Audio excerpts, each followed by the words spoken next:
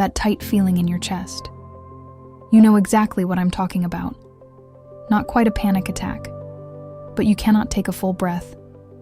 You try to breathe deeper, but it is like hitting an invisible wall halfway down. Like there is a weight sitting right on your sternum, a pressure, a tightness, a restriction. And no matter what you do, you cannot seem to get enough air. You have tried breathing exercises, deep belly breaths, box breathing. They help a little, maybe for a few minutes. But then the tightness comes back, again and again. Here is what most people do not realize. That tightness might not be coming from your chest at all. There is a nerve, a very long, very important nerve, that runs from your brainstem all the way down to your abdomen.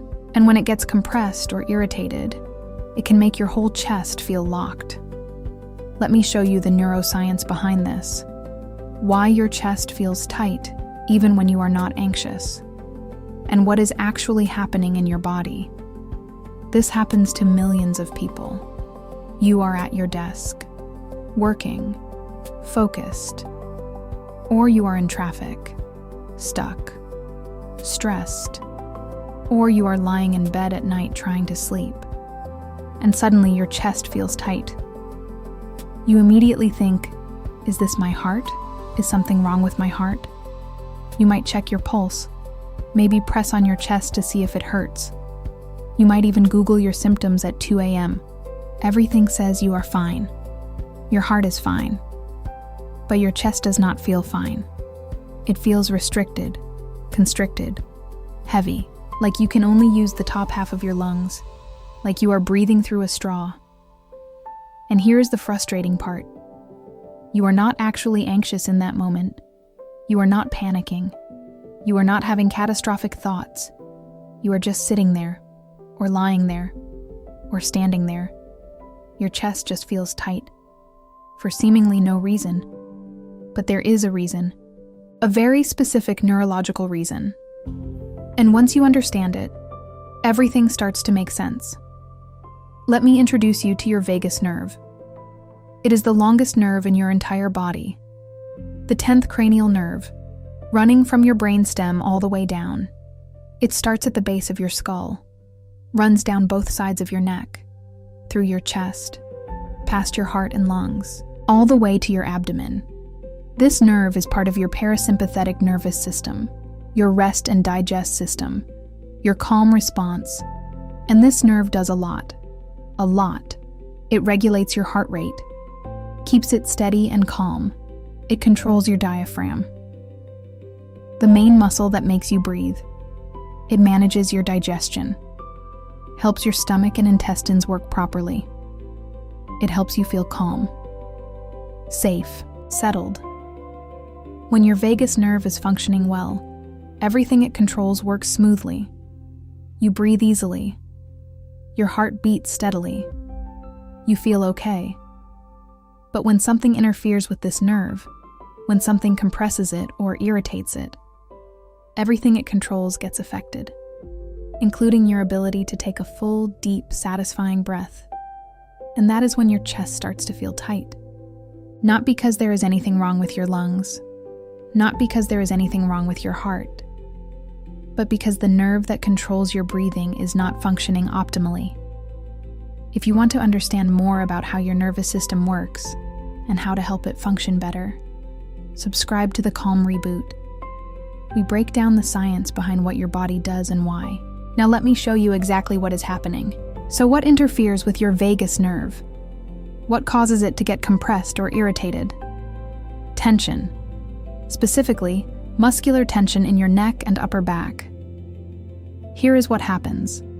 When you are stressed, even mildly stressed, your body responds by tightening muscles. It is protective. It is automatic. You do not even notice it happening. Your shoulders creep up toward your ears, just a little bit. Your neck muscles engage. They get stiff, tight. Your upper back locks up, becomes rigid. This is your body literally bracing for impact, preparing to protect you from whatever threat it perceives. Even if that threat is just a difficult email or a tense conversation. Your body does not know the difference. Threat is threat, and it responds by creating tension. But here is the problem. Your vagus nerve runs right through all of those areas, right through your neck, past your shoulders, down through your upper back and chest. When the muscles in those areas tighten, when they contract and become tense, they can compress the vagus nerve. Not enough to cause damage, not enough to be dangerous, but enough to interfere with the signals traveling along that nerve. And one of the main things your vagus nerve controls? Your diaphragm. The dome-shaped muscle that sits right below your lungs. The muscle that is responsible for making you breathe. Your diaphragm is what creates the space for your lungs to expand. When you inhale, your diaphragm is supposed to contract and move downward. This creates negative pressure in your chest cavity. Your lungs expand. Air rushes in. When you exhale, your diaphragm relaxes and moves back up. Your lungs deflate. Air flows out. This is proper breathing, full breathing, diaphragmatic breathing. But when your vagus nerve is compressed, when tension in your neck and shoulders is putting pressure on that nerve, the signals to your diaphragm get disrupted, interrupted, interfered with. Your diaphragm does not receive clear instructions anymore. It does not descend fully when you try to inhale. It gets stuck, restricted, limited in its range of motion. So your lungs cannot fully expand. They can only expand partially, maybe 60%, maybe 70%. You end up breathing with just the top portion of your lungs. Chest breathing, shallow breathing, upper lung breathing, and that feels tight. It feels restricted, like you cannot get enough air, like there is a weight on your chest preventing you from breathing deeply, even though your lungs are completely fine, even though your heart is completely fine. The problem is not your lungs or your heart. The problem is nerve signaling. The problem is that the nerve responsible for telling your diaphragm how to work is not able to send clear signals because it is being compressed by tight muscles. There is another layer to this that makes it even worse. When you cannot breathe fully, when you cannot take that deep, satisfying breath, your body interprets that as a threat. Your brain thinks, "Why cannot I breathe properly? Something must be wrong. There must be danger." This triggers a stress response. A mild one. Not a full panic attack, but a stress response nonetheless. Your body releases cortisol. Your heart rate increases slightly. And what does cortisol do? It creates more muscle tension, which compresses your vagus nerve even more, which makes breathing even harder, which your brain interprets as more threat, which creates more cortisol, more tension. You end up in a loop. A physiological feedback loop that keeps reinforcing itself. Tension compresses vagus nerve. Vagus nerve cannot signal diaphragm properly. Breathing becomes restricted. Brain interprets restricted breathing as threat. Body releases cortisol. Cortisol creates more tension. More tension compresses vagus nerve more, round and round and round. This is why the tightness keeps coming back, even after you do breathing exercises. Even after you try to relax, because you are stuck in a loop. And breathing exercises alone will not break it, because you are not addressing the source, the nerve compression. Let me give you a real-world example so this makes sense. You spend 8 hours at your computer. Your head is slightly forward, leaning toward the screen. Your shoulders are rounded, curving inward. Your upper back is hunched, bent over your keyboard. This position, this posture, it compresses everything. Your neck muscles have to work overtime to support your head in that forward position. They tighten, they strain, they become chronically tense. Your shoulder muscles are constantly engaged, never fully relaxing. All of that tension builds up around your vagus nerve pathway. The nerve runs right through the middle of all that tightness. By the end of the day, your vagus nerve has been compressed for 8 straight hours. It cannot send proper signals to your diaphragm anymore. And suddenly your chest feels tight. Not because you are anxious about something, not because you are stressed about work, but because your vagus nerve has been physically compressed all day, and now it cannot tell your diaphragm to work properly. Here is another scenario that happens all the time. You have a difficult conversation. a tense phone call, an uncomfortable interaction. During that conversation, your body goes into a protective state. You hold your breath without even realizing it. Your shoulders rise up toward your ears. Your neck muscles tighten. Your jaw clenches. Your whole upper body braces. The conversation ends. It is over. You think you are fine. But 30 minutes later, an hour later, your chest feels tight. You think, why am I feeling this now? The stressful thing already happened. But here is what is actually going on. Your body held all that tension during the conversation. That tension compressed your vagus nerve. And even though the conversation is over, even though the stressor is gone, the physical tension has not released yet. Your muscles are still tight, still contracted. Your vagus nerve is still compressed, and your breathing is still restricted. This is why chest tightness can seem so random, so unpredictable, so disconnected from what is actually happening in your life. You will be doing something completely normal, watching TV, reading, cooking dinner, nothing stressful, nothing anxiety-provoking. And suddenly, tightness. You think, but I am not stressed right now. I am relaxed. Why is this happening? It is because the tension that compressed your vagus nerve, it happened earlier, maybe hours earlier, maybe even yesterday. But your body has not released it yet. The muscles are still tight. The nerve is still compressed. And until that tension releases, your breathing stays restricted. Your chest stays tight. This is also why the tightness can last for hours, or come and go throughout the day. It is not following your thoughts. It is not following your emotions. It is following the tension patterns in your neck and shoulders. When tension builds up, tightness increases. When tension releases slightly, tightness eases. Then tension builds again, and tightness returns. There is also a cervical spine component to this that is really important to understand. Your vagus nerve exits your skull through a small opening in your cervical spine, right at the base of your skull, where your skull meets the top of your neck. If your neck alignment is off, even slightly off, if your cervical vertebrae are rotated or compressed or out of their ideal position, it can create pressure right at that exit point, right where the nerve is leaving your skull and entering your neck. This is why people who work at computers all day, who look down at screens constantly, who have forward head posture, who text on their phones for hours, often experience chronic chest tightness. The forward head posture creates compression at the nerve's exit point, and that compression affects everything downstream: your diaphragm, your breathing, your chest. There is one more piece to this puzzle that is really fascinating.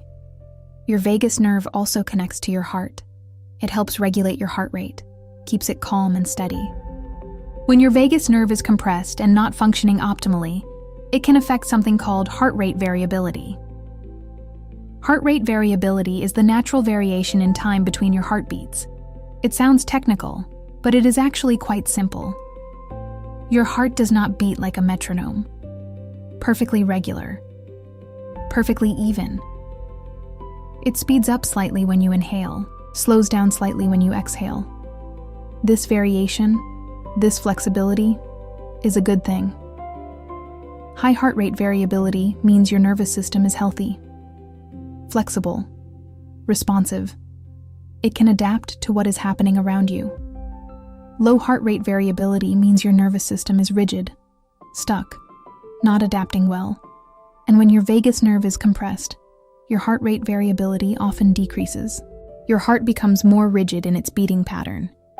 And here is what is really interesting. Low heart rate variability is associated with feelings of anxiety.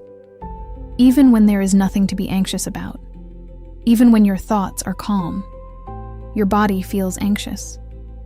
So compression of your vagus nerve does not just make your chest feel tight. It can actually create feelings of anxiety in your body, which then creates more mental anxiety, more worried thoughts, which creates more tension in your muscles, which compresses the nerve even more. Another loop, another feedback cycle. This is why chest tightness and anxiety often go together. Not because anxiety causes chest tightness, but because vagus nerve compression can cause both.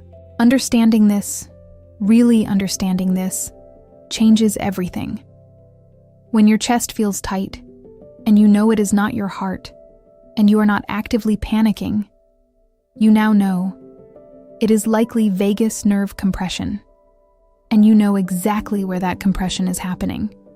Base of your skull, your neck, your shoulders, your upper back. The tension in those areas is compressing the nerve. The compressed nerve cannot signal your diaphragm properly. Your diaphragm cannot move fully. Your chest feels tight. It is mechanical. It is neurological. It is physical. It is not in your head. It is not just anxiety. It is a real, tangible, physical process happening in your body. Now, what do you do about this? The solution is not more breathing exercises. Breathing exercises can help. They are not useless, especially diaphragmatic breathing, belly breathing. That can help retrain your diaphragm to move more fully. But if you do not also release the compression on your vagus nerve, if you do not release the tension in your neck and shoulders, the tightness will keep coming back. Because you are not addressing the source. You need to release the physical tension that is compressing the nerve. Specifically in 3 key areas: base of your skull, where your vagus nerve exits, your neck and shoulders, where the nerve travels down, your upper chest, where the nerve passes through. When you release tension in these areas, the compression eases. The nerve can function properly again. Signals flow clearly to your diaphragm. Your diaphragm can move through its full range of motion, and your chest stops feeling tight. There are specific techniques for this: gentle releases, self-massage, stretches, ways to help your body let go of that chronic tension. We cover those techniques on the Calm Reboot. Practical tools for releasing nerve compression and helping your nervous system regulate. But even just understanding what is happening, that alone can help. Because now, when your chest feels tight, you are not catastrophizing. You are not panicking. You are thinking, okay, my vagus nerve is compressed. My neck and shoulders are tense. That is creating restricted breathing. That is why my chest feels tight. It is not dangerous. It is not my heart. It is nerve compression. And that understanding, that knowledge, it helps your nervous system calm down. Because you are not adding more fear on top of the physical sensation. You are not creating more stress about the tightness, which means you are not creating more tension, which means you are not making the compression worse. You are breaking the loop. One last important thing. If your chest tightness is chronic, if it has been going on for months or years, your diaphragm has probably weakened. Muscles that do not move through their full range of motion, they atrophy. They get weaker, less coordinated. Your diaphragm might have literally forgotten how to move fully because it has been restricted for so long. So part of recovery is also strengthening your diaphragm, teaching it to move fully again, to descend completely on the inhale, to create that full expansion in your chest. This takes time. It takes practice. It takes patience. But it is absolutely possible. Your body can relearn. Your diaphragm can strengthen. Your breathing can normalize. That tight chest feeling? It is real. It is physical. It is not just anxiety. It is often vagus nerve compression interfering with your diaphragm function. Tension compresses the nerve. The nerve cannot signal properly. Your diaphragm cannot move fully. Your chest feels tight. It is a loop, a cycle, a feedback mechanism. But it is a loop you can interrupt by releasing the tension in the specific areas where your vagus nerve runs, by understanding what is actually happening in your body, by not adding fear and catastrophizing on top of the physical sensation. If this explained something you have been experiencing for a long time, if this finally made sense of that mysterious chest tightness, subscribe to the Calm Reboot for more nervous system science like this. We break down the why behind what your body does, and we give you practical tools to help your nervous system function better. I will see you in the next one.